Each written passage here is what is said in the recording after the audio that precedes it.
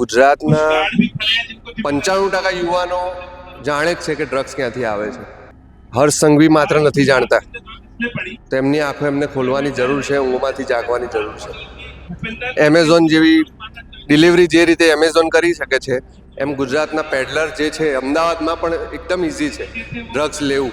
Police ચાહે તો પાતાળમાંથી પણ ગુનાખોર જે હોય એને પકડીને બહાર લાવી શકે છે. તો ડ્રગ્સ અને દારૂના વેચાણને કેમ નથી લાવી શકતા? त्यार गुजरात ની हालत उड़ता पंजाब जेवी થઈ રહી છે. तो ये वैसे तो कहने को ही ड्राई स्टेट है, तो ये वैसे तो कहने को ही ड्राई स्टेट है.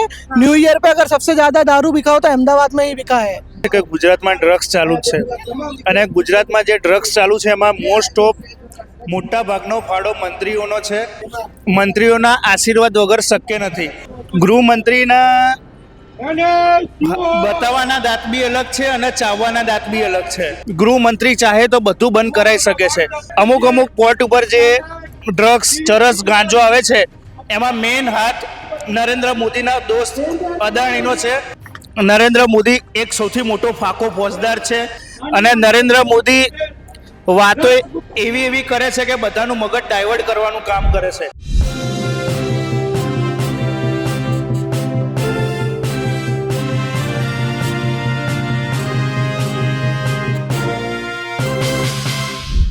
આજે ગુજરાત યુનિવર્સિટી કેમ્પસમાં એનએસયુઆઈ દ્વારા ડ્રગ્સ મુક્તિ કેમ્પસનું આયોજન કરવામાં આવ્યું.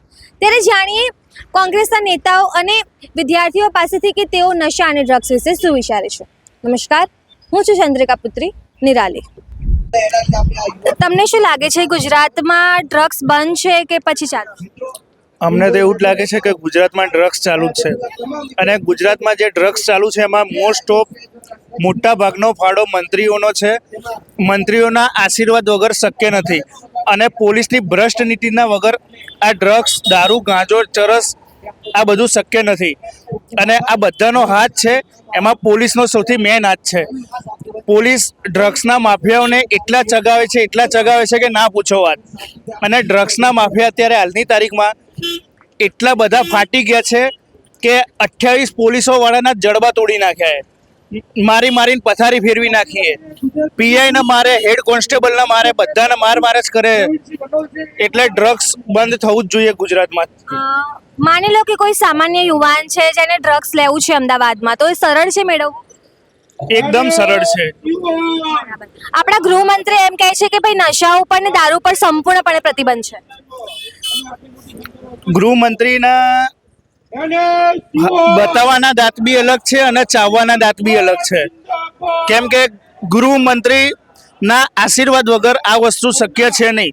ગૃહમંત્રી ચાહે તો બધું બંધ કરાવી શકે છે. ગુજરાતનો દરિયા કિનારો 1600 કિલોમીટર લાંબો છે અને 1600 કિલોમીટરના દરિયા કિનારા લાંબાથી ઘણા બધા બંદરો, એમાંથી અમુક પોર્ટ ઉપર જે ડ્રગ્સ, ચરસ, ગાંજો આવે છે એમાં મેઇન હાથ નરેન્દ્ર મોદીના દોસ્ત અદાણીનો છે. અદાણી સૌથી વધારે ડ્રગ્સ એપ્લાય કરે છે ગુજરાતમાં. પણ ભૂપેન્દ્રભાઈની સરકાર એમ કહે છે કે ભાઈ દારૂ કે ડ્રગ્સ મળતું જ નથી ક્યાંય.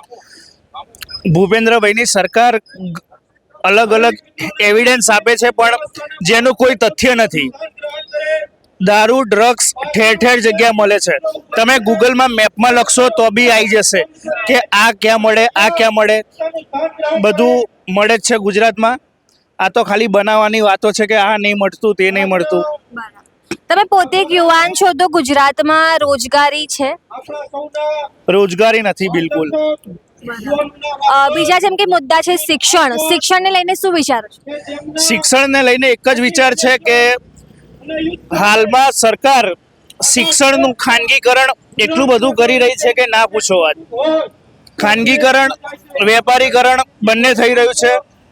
સરકારી સ્કૂલો, આંગણવાડીઓ બંધ થઈ રહી છે, જેના કારણે એક સ્કૂલની સંખ્યા ગણો 500 તો 500 યુવાનો રખડી પડશે. એટલે ટૂંકમાં તમે ગમે તે જોશો તો પણ યુવાનોને શિક્ષણનો અધિકાર સરકાર રાખતી નથી. એની પાછળનું કારણ એક જ છે કે યુવાન શિક્ષિત થશે, જાગૃત થશે તો પોતાના હકો અને પોતાની ફરજોની ખબર પડશે અને ખબર પડશે તો સરકારની વિરોધમાં પડશે. એટલે યુવાનને જાગૃત ન થાય તે માટે સરકાર યુવાનોને, મધ્યમ વર્ગ અને ગરીબ વર્ગના માણસોને પ્રાઇવેટ સ્કૂલમાં જવું પડે તે માટે તત્પર કરે છે. એની પાછળનું કારણ છે કે સરકારી સ્કૂલો બંધ થઈ ગઈ છે, જેથી મધ્યમ વર્ગ અને ગરીબ વર્ગનો માણસ ભણતા પહેલા પણ બધી બહુ વખત વિચાર કરશે. યુનિવર્સિટી કેમ્પસમાં દારૂ કે ડ્રગ્સ મળતા હોય એવું કોઈ ખ્યાલ છે તમને? યુનિવર્સિટીમાં દારૂ ડ્રગ્સ નથી મળતો અહીંયા તો. પણ અહીંયાના વિદ્યાર્થીઓ લેતા હોય એવું ખરું? એવું નથી અહીંયા ક્યાંય. યુનિવર્સિટીમાં એવું ક્યાંય નથી. યુનિવર્સિટીમાં ક્યાંય નથી. પણ મોદી સાહેબ એમ કહે છે કે ગરીબોની અને બેરોજગારોની સરકાર છે. બેરોજગારોની સરકાર તો કઈ નથી. નરેન્દ્ર મોદી એક સૌથી મોટો ફાકો ફોજદાર છે અને નરેન્દ્ર મોદી વાતો એવી કરે છે કે બધાનું મગજ ડાયવર્ટ કરવાનું કામ કરે છે. નરેન્દ્ર મોદીની સરકારમાં બેરોજગારી, ભ્રષ્ટાચાર, નોકરી ધંધે શોષણ, યુવાનોનું અધોગતિ તરફ જતું બધી જ પ્રક્રિયાઓ સામેલ છે, જેમાં ગરીબી રેખામાં વધારો. ભારતનું દેવું 2014માં કેટલું હતું, 2024માં કેટલું છે એ તમે જોઈ શકો છો. અને હાલમાં નરેન્દ્ર મોદીએ એક જ નિર્ણય લીધો છે કે ગમે તે થાય મોંઘવારી વધારશું, બધું બેફામ કરી દઈશું, જેથી કરીને યુવાનોનું જે થવું એ થાય, ભારતની જનતાનું જે થવું એ થાય. પણ એ એમ કહે છે કે ભાઈ જીડીપી તો વધી રહી છે ને. બધા દેખાડવાના ધંધા છે બધા.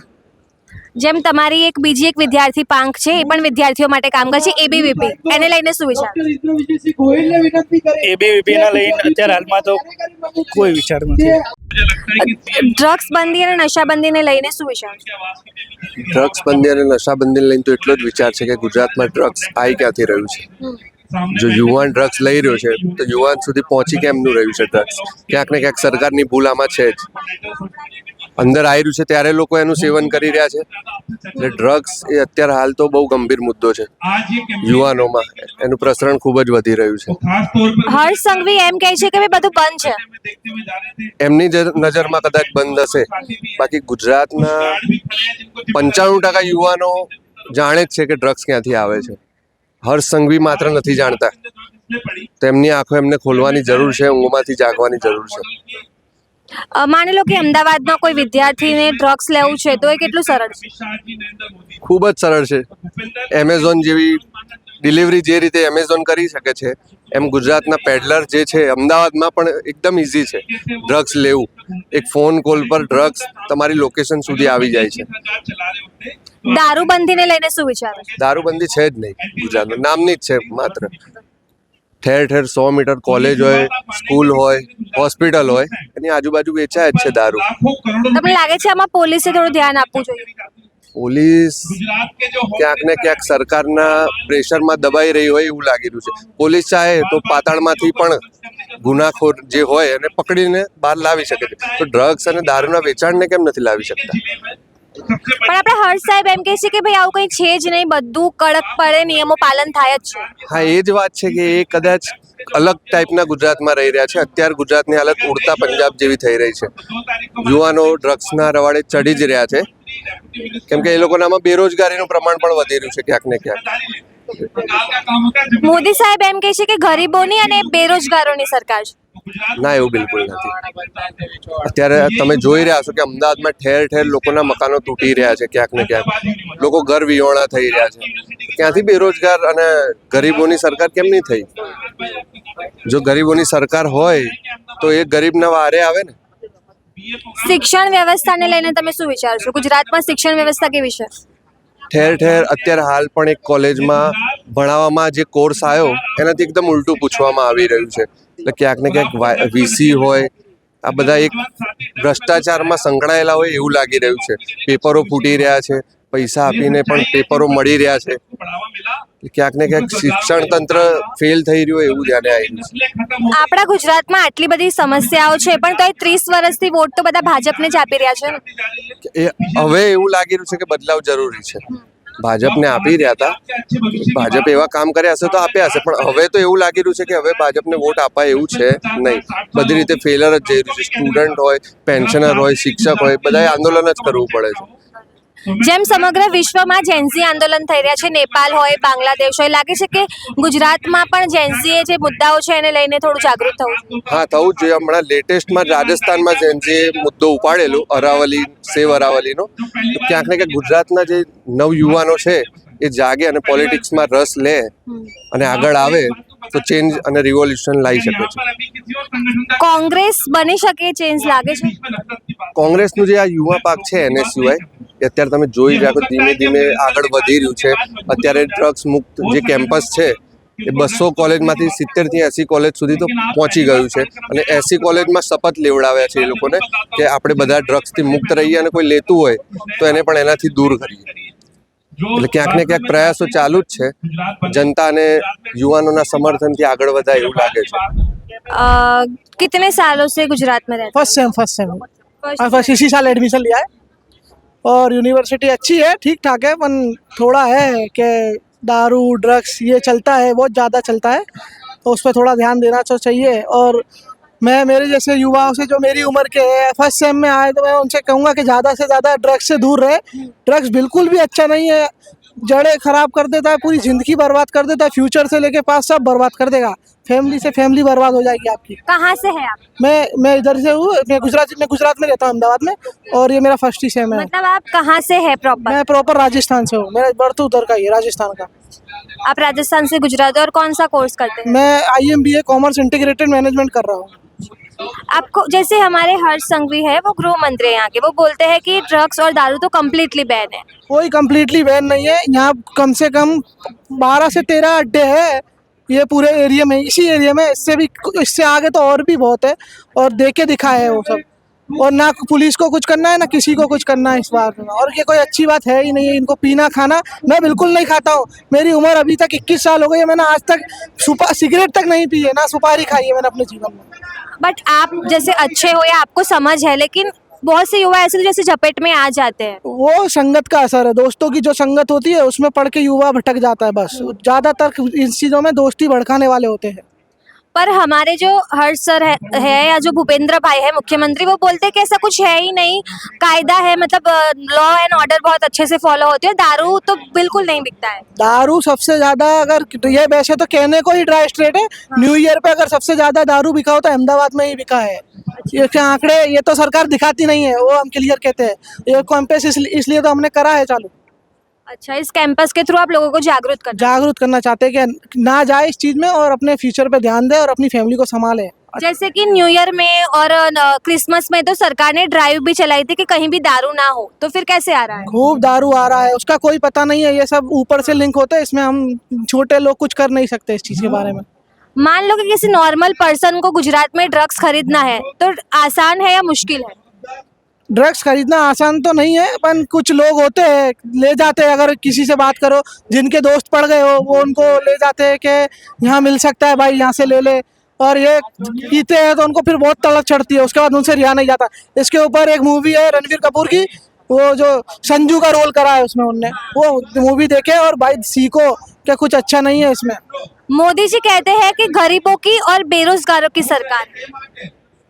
बेरोजगारों ना, ऐसा तो नहीं है कि बेरोजगारों की सरकार है, पर एम्प्लॉयमेंट है बहुत कम है, बहुत कम लेवल पे एम्प्लॉयमेंट मिल नहीं रहा है. और मिलता है तो पेपर लीक हो जाते हैं. इसमें युवाओं को बहुत तकलीफ तो है. गरीबों की सरकार है, आपको लगता है उन्होंने गरीबों के लिए कोई काम किया है? गरीबों के लिए तो कोई काम नहीं करा है. अमीरों के लिए ही जितना सब करा, वो अमीरों के लिए ही करा है भाई. ज्यादातर 1-1 रुपए में लैंड दे देते. 1 रुपए में लैंड मिल किधर रही है भाई? कहीं भी नहीं मिल रही है 1 रुपए में लैंड इस जमाने में. हमको नहीं पता है 1 रुपए में किसको लैंड दी. मुकेश अरे वो अडानी को 1 रुपए में पूरा लैंड दे दिया है कुछ प्रोजेक्ट के लिए. और फिर अभी अमरेली के ऊपर, उसके ऊपर तो अच्छा मुद्दा उठाया तो थोड़ा नीचे गया है, पर अमरेली का पहाड़ काट देंगे तो कितनी दिक्कत पड़ेगी राजस्थान को. देखने जैसा है. अरावली के मुद्दे को लेकर क्या सोचता है युवा, क्या सोचता है? हम तो सोचते हैं अरावली पहाड़ पूरे राजस्थान के लिए, और राजस्थान के लिए नहीं, गुजरात के लिए भी बहुत महत्वपूर्ण है. उसके पीछे थार डेजर्ट चलता है, वो चलता है ना तो सिटियों की सिटी निकल जाएगी उसके अंदर. गुजरात में भी जो उत्तर गुजरात है वहाँ अरावली है, फिर राजस्थान है, हरियाणा है, दिल्ली है. आपको लगता है अरावली कटने से पर्यावरण को नुकसान पहुँचेगा? हाँ, बहुत नुकसान पहुंचेगा. पेड़ कटेंगे. आपको पता ही है कि पॉल्यूशन का इंडेक्स कितना ऊपर जा चुका है अहमदाबाद में भी. अहमदाबाद वैसे तो सेफ सिटी है, मैं सिटी को सबसे सेफ मानता हूँ as compare to Mumbai, Delhi. पर अरावली कटेगा तो उसका इंडेक्स पे बहुत असर पड़ेगा। दिल्ली जैसी हालत होने में ज़्यादा टाइम लगेगा ना इसको। एज अ जेंजी आप क्या सोचते हो बेरोजगारी के मुद्दे पे? बेरोजगारी का मुद्दा तो सबसे बड़ा है। बेरोजगारी का मुद्दा नहीं कर खत्म होगा तो डॉलर की वैल्यू जो दिन ब दिन ऊपर जा रही है वो जाती ही जाएगी और हमारा बेड़ा गर्क हो जाएगा। और बट वैसे देखे तो ट्रम्प तो मोदी जी के दोस्त हैं। ट्रम्प भले दोस्त है, उससे क्या, उनने अभी 50% टैरिफ इंपोर्ट कर दिया इंडिया पे। क्यों कर दिया? दोस्त है तो फिर। सही बात है। आप शिक्षा के मुद्दे पर क्या सोचते हो? क्या स्किल बेस्ड शिक्षा होनी चाहिए या सिर्फ degree based? Skill based development में प्रैक्टिकल सब होना चाहिए शिक्षा में। बच्चों को दिखाना चाहिए। जैसे मैं मैनेजमेंट का कोर्स करता हूँ तो मुझे मैनेजमेंट में बताना चाहिए कि आगे मैनेजमेंट में क्या होगा, कंपनियों में ले जाना चाहिए, उनको बताना चाहिए प्रैक्टिकल, क्योंकि प्रैक्टिकल करते तो उससे माइंड शार्प होगा ज़्यादा। कौन से नेता पसंद है? नेता तो कोई भी पसंद नहीं है मेरे को पॉलिटिक्स में, ना मैं किसी को पार्टी को वो सपोर्ट करता हूँ। તો તમે ડ્રગ્સ અને નશાના મુદ્દા વિશે શું વિચારો છો? કમેન્ટ કરીને જણાવો. અત્યાર માટે બસ આટલું જ. અમદાવાદથી સહયોગી સંદીપ સાથે હું નિરાલી.